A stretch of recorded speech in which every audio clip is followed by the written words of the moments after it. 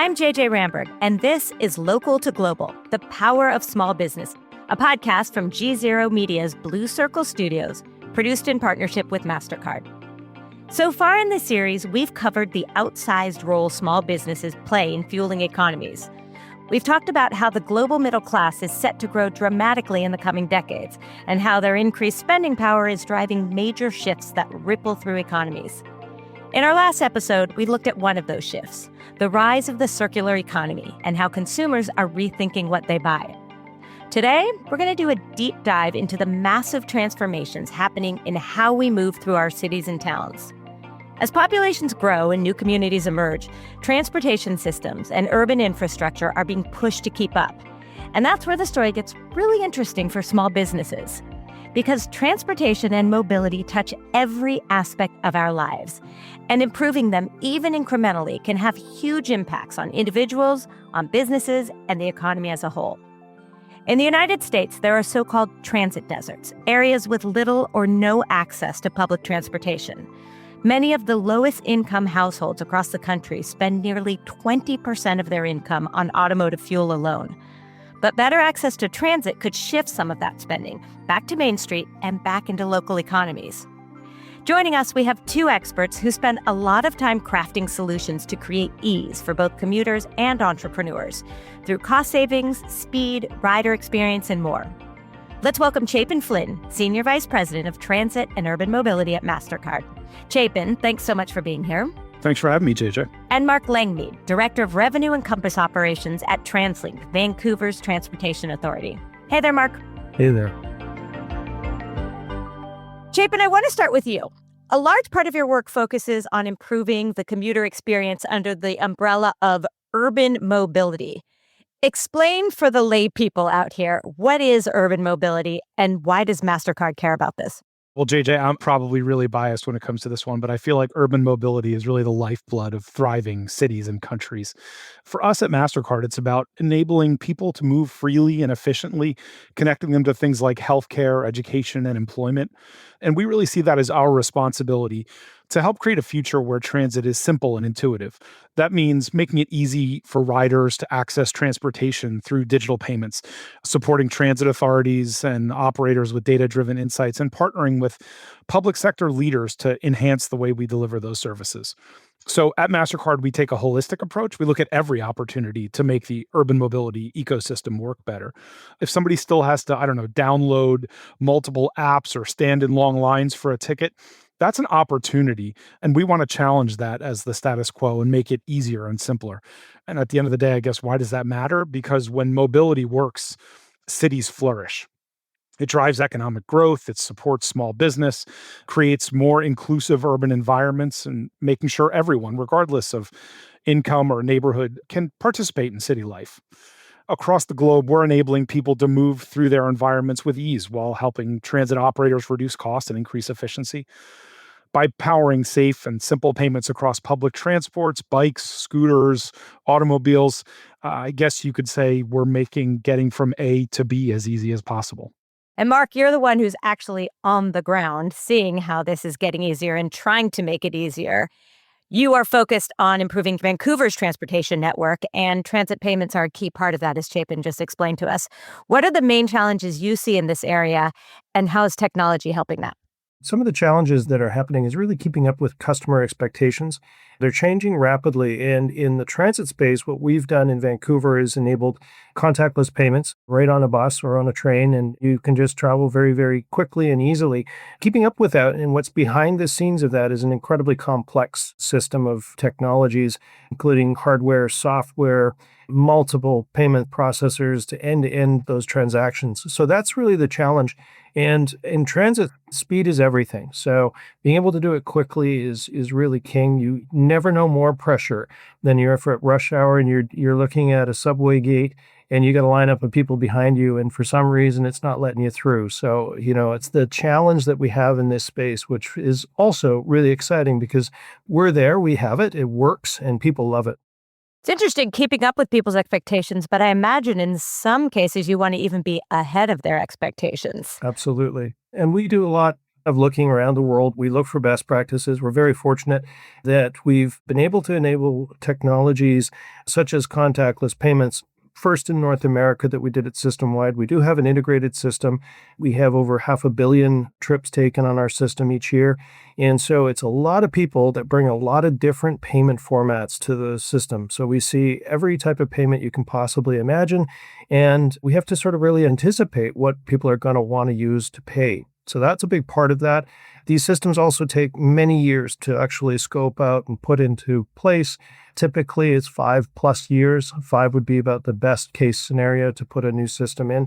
We're in the middle of doing that right now. And so we're really looking at, what's going to happen in 2030 and beyond. So that's really crystal ball gazing.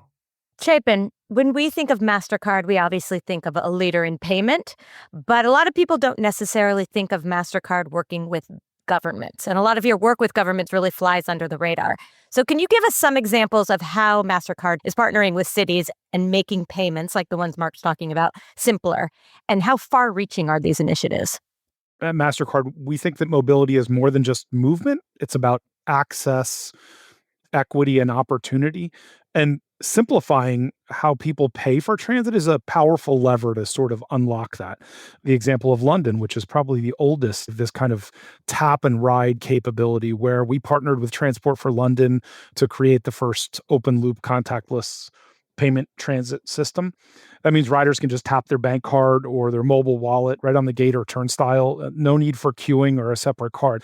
It's fast, it's intuitive. We've taken that same approach in New York City, where a little more recently helped roll out Omni across the New York MTA. We've scaled it even further in examples like Nationwide in the Netherlands, where contactless payments work seamlessly across trains, buses, and trams everywhere in the country. But I would say it's not just big cities. One of our fun ones was in the Maldives. We helped digitize ferry payments, bringing kind of modern convenience to island communities. Another example is in Lahti, Finland. We partnered with a company called FreeBike to enable tap and go access to e-bikes, supporting sustainable first and last mile mobility in a city that's already really well known for its environmental leadership. The same principles of ease and convenience we apply to that public transportation and micromobility also kind of extend to the cars that we drive. So just last month, we were working with the North Carolina Turnpike Authority and Volvo to launch a new pilot program to pay tolls. The system relies on a combination of in-car software, GPS, and some of the latest in secure mobile payment technologies. It's essentially the equivalent of turning your car into a mobile wallet. So when you drive through that toll booth, your car just takes care of that payment. And we really think that impact is real. When transit becomes easier to use, more people ride, I think it also means greater inclusion, especially for the unbanked and underbanked populations who can access public transport using new and different payment methods, prepaid, mobile, and other Mastercard-powered solutions. But that's really just our work on transit still. And you asked more about government. The team that works with the public sector day-to-day at Mastercard is really focused on improving citizens' experiences with governments through digital transformation, whether that means paying your taxes more seamlessly, booking a vacation to a faraway destination using agentic AI, or even receiving government disbursements very securely. Our team is touching all of that. And ultimately, our work's about partnership. My team collaborates with governments, with transit authorities, tech providers, to build systems that are scalable, are secure, and centered on the rider experience, whether it's a mega city like Mark was talking about or a small town. The goal's the same: to make every journey simpler, smarter, and ultimately more connected to the life of the city. It is interesting how much work goes into it on your side and on Mark's side. But to the point you were making earlier, Mark, how quickly the consumer expects it. I'm just thinking about my experience in New York City. It was life-changing the first time I knew I could just tap my phone. But now I expect that everywhere I go. I should never have to pull out my card, pull out something, wait in a line. I should just be able to get right through. And so for you guys to keep up with customer expectations, I imagine is just a big job. Mark, Chapin had just talked about when we make it easier, we get more riders. And so for somebody who's looking at infrastructure and mobility as a whole, how do you keep up with increased ridership as payments get easier? Yeah, it's a good challenge to have. Vancouver is one of the fastest growing riderships that we have in North America. We had Pre-COVID, 6.5% per annum increases year over year for growth, which is really fantastic.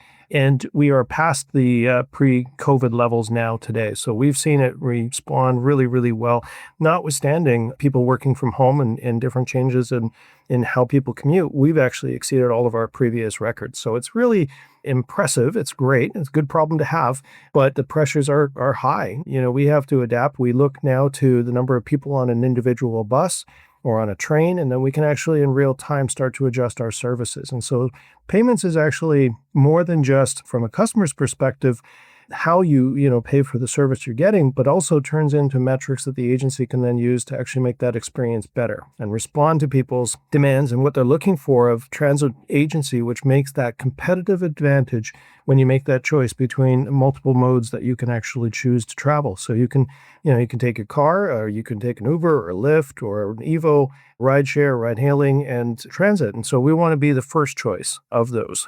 That's success for the region. It's success for our economies.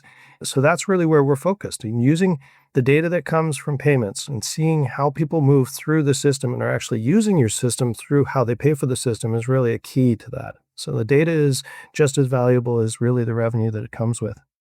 How quickly can you move on that data? Really quick. So if you see, for instance, bus traffic at a certain time is much higher that you're seeing for the payment system, you need to put more buses in. Yeah, real time. So one of the things, we're a World Cup city, so we've got FIFA World Cup coming in next June, July. Please come to Vancouver and check it out. It's going to be great. We'll be able to see the number of people coming downtown for the games and then be able to adjust it, because of course when you're tapping in on a bus or a train, we of course know where that is going to take you. And so then we can actually project how many people are going to need to leave after the game is finished. And so through that, we really optimize our services and make it a good experience. That's amazing. I was just wondering, when you get people arriving for the World Cup, are you doing anything to capture them right when they first arrive, like as they get out of the airplanes, to say, hey, we're here, we can get you around the city very easily? Yeah, absolutely. We're looking to do more through automated messaging and the things like that. But right now, the very best way to go from the airport to downtown Vancouver or anywhere in this system is really using our train system. So we have Canada Line that runs from the airport right downtown. It's system that is just incredible. 5 minutes headway and 3-minute headway, so that's the train is always there for you, and it takes you right downtown, and traffic doesn't affect it. It's underground, it's running below surface, so it's really, really convenient. It works really, really well. And again, we would love to see everybody come in and take that train, especially given the cost of parking and the like. Chapin, let's get back to you and talk about money spent on transit. If you Sure. live in essence, a transit desert, like I do right now, for instance, you have to drive. That is the option. You have to drive or get in a car one way or another, and that is expensive. So when public transportation gets better, and so commute costs, getting places starts to get cheaper, what happens with that money? Where does it go? This is a great question. It's one I'm really personally passionate about. I think it gets to the heart of why urban mobility matters so much. Because you mentioned this, when transit is hard to access or it's unreliable, people do spend more on fuel, more time commuting, less time in their own communities. It's especially true in what we call transit deserts, areas with little or no public transportation. A couple of years ago, we did a study, the Mastercard Economics Institute did a study that found nearly 36% of Americans live in transit scarce areas. In those zip codes, residents spend a significantly higher share of their income on automotive fuel, up to 26% in some cases. That's money that would otherwise be spent maybe at a local business, groceries, or even on savings. It's not just about dollars, it's about opportunity. When we improve transit, we make it easier, faster, more seamless. We unlock spending power. We're shifting spend from cars to Main Street. We help small businesses near transit hubs thrive because more people are walking by, grabbing a coffee, shopping, engaging. I'm sure Mark sees that every day. And it's not just theoretical. We've seen it play out in cities like Amsterdam and New York, where contactless transit systems have flourished and strengthened commercial corridors. Even in Spain, we've brought our tap and ride sort of e-bike partnership to hotels and cruise ports, helping people make more sustainable local trips and supporting the environment and the economy at the same time. Ultimately, better transit is just better business, I think. It's a multiplier. It connects people to jobs, to education, to commerce. It reduces the friction I mentioned before and even increases inclusion. And for small businesses, it's a lifeline, bringing customers to their door and keeping those neighborhoods really vibrant. Yeah, and I imagine also bringing employees to their door. Mark, do you see this in Vancouver where you've seen small businesses benefit from better public transportation? Oh, absolutely. What happens with transit, which is really exciting, is it exposes people to areas. If you're on a bus, you actually are looking out the windows. As opposed to if you're driving, you're looking ahead, you're focused on the traffic. Whereas if you're riding in a bus, you're truly a tourist in your own city and you can actually see businesses. We have very big windows on all of our buses, all of our trains. Every station is now glass. And it's with a view of you actually get to see outside. And when you do that, you all of a sudden you see things that spark your curiosity. And so you'll see businesses and you'll be able to easily hop off and go visit it and then hop right back onto a transit. So we do see it. It is a huge economic driver. Wherever we have and put in our train stations, we actually see mini city centers popping up. And if you take a look at what has happened since 1986, when TransLink brought in the Expo line, which was our first elevated automated light rail system, to today, you actually have multiple city centers all along that line. That's where you have the flourishing businesses and residences and all of the other things that go with that. So it's a big, big driver to seeing the city grow and develop.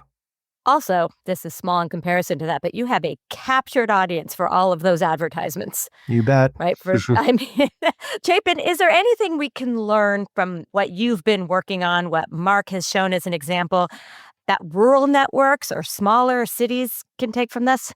Absolutely. I think one of the biggest shifts we've seen is that innovation is not reserved for cities. The same principles that make transit seamless in places like Sydney or Singapore can and should be applied to smaller or more rural networks.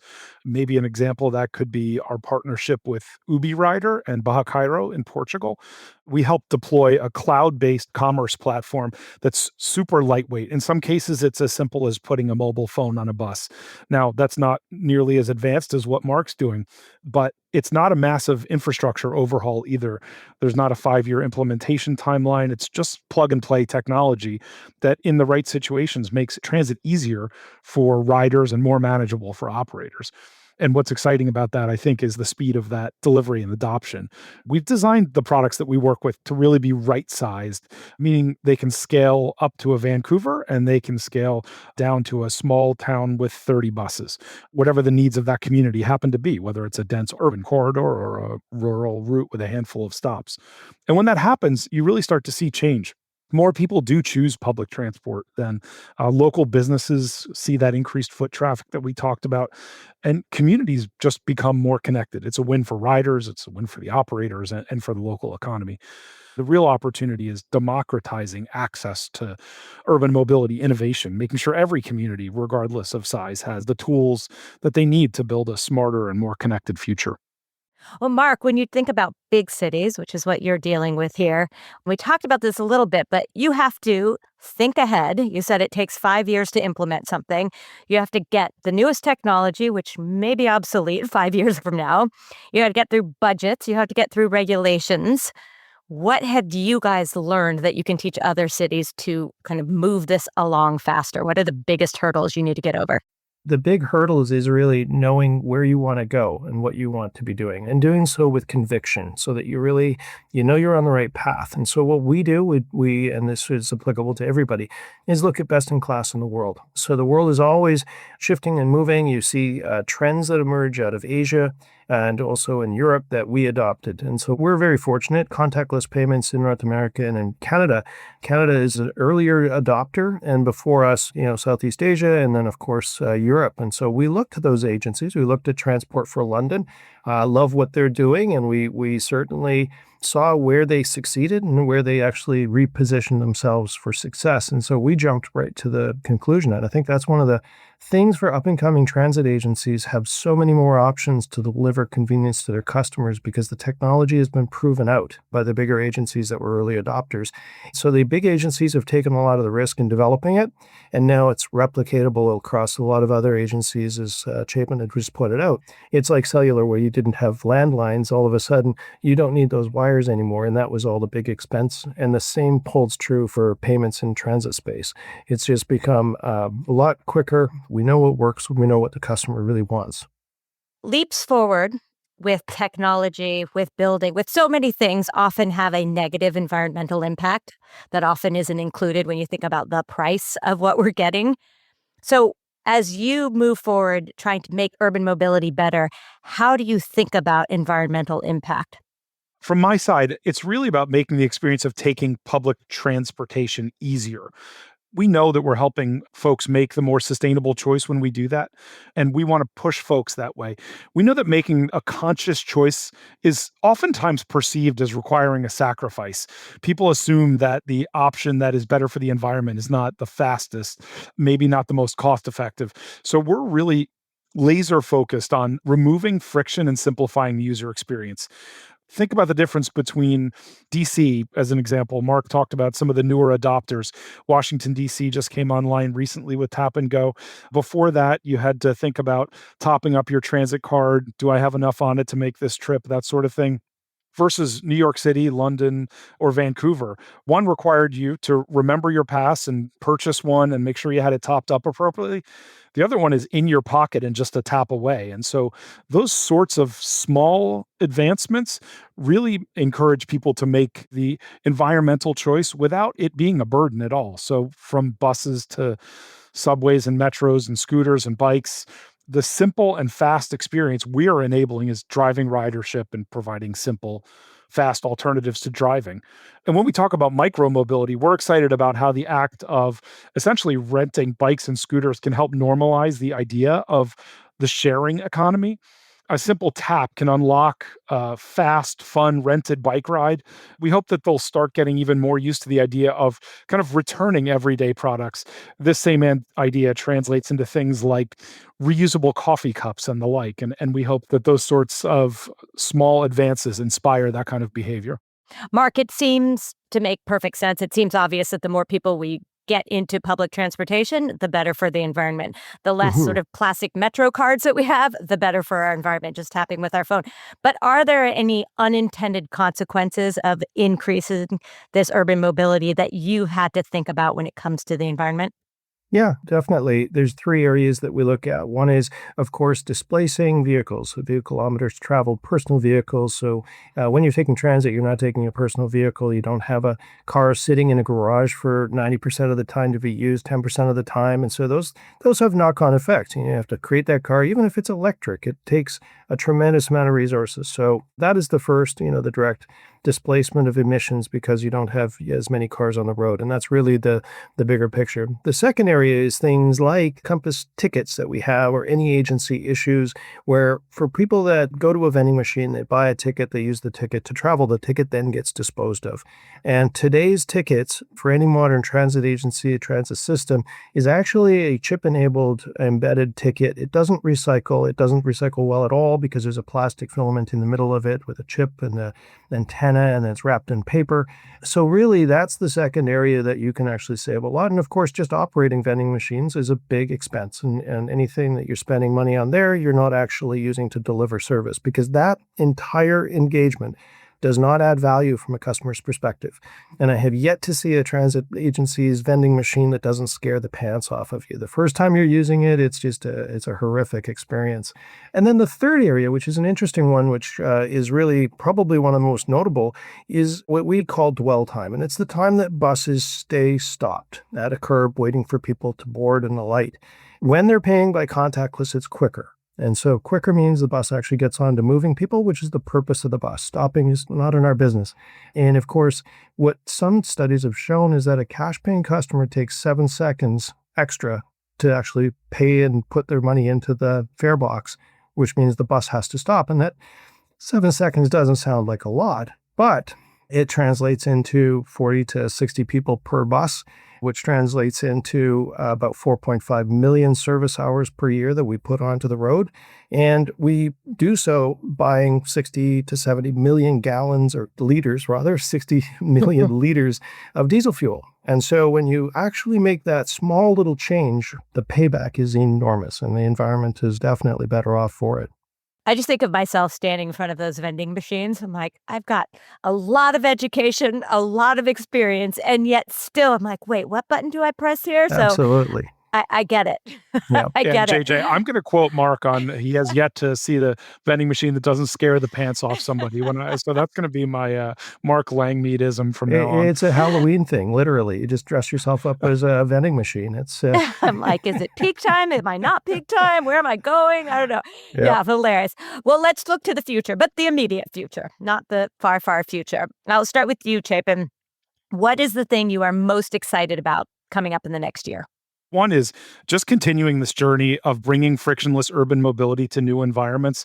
Mark talked about this in Vancouver, but there are lots of places around the world that don't have this really simple, easy way for people to avail themselves of frictionless urban mobility. And cities like Los Angeles and Barcelona will be getting that in 2026, and really excited to keep that journey going into next year and beyond. But maybe I'll be a little more forward-looking about my other statement.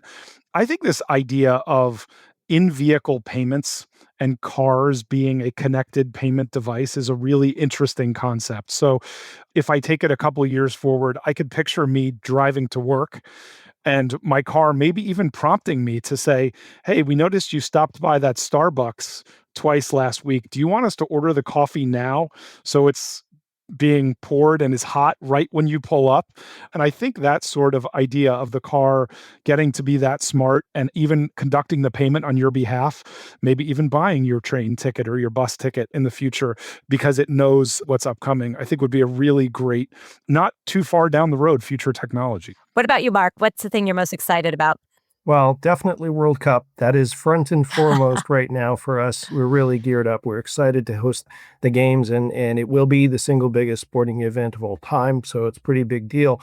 One of the things that I see as an innovation that will come, and we should have it in the near future, is the ability to, when you buy an event, like a sporting event, it comes with transit. It's already in the ticket. And use the same ticket if you print it off or if it's on your phone or if it's used by your payment source. So it automatically will know that I have a World Cup ticket. I paid for it with my Mastercard. And when I tap my Mastercard on the gate, it will automatically say, yep, you don't need to pay because your transit is included. And the next thing to that is when I land in a city, I fly into Vancouver for a conference, I can tap my Mastercard onto the gate and it's already included. Right? Because it knows that I'm actually a trusted traveler, that I'm part of that conference and everything is taken care of. And those are the little things that I think if people know, they love freebies, they love rewards, they love, having something that comes as a perk. And if I'm all of a sudden able to get that just because I tap and I can travel, I'll use it. I'm more likely to use it, which is really the big win. And of course, I don't have to interact with a vending machine. I don't have to figure out if it's peak or off peak, and I'm not dodging the fare inspectors. So it's, I think, going to be an innovation that's going to pay out really, really well. Mark Langmead, Director of Revenue and Compass Operations at TransLink, and Chapin Flynn, Senior Vice President of Transit and Urban Mobility at Mastercard. Thank you both so much for this deep dive into urban mobility. I really appreciate it. Thank you so much. Thanks very much, JJ. This has been an episode of Local to Global, the power of small business. For GZERO's Blue Circle Studios, I'm JJ Ramberg. We'll be back soon with our final episode.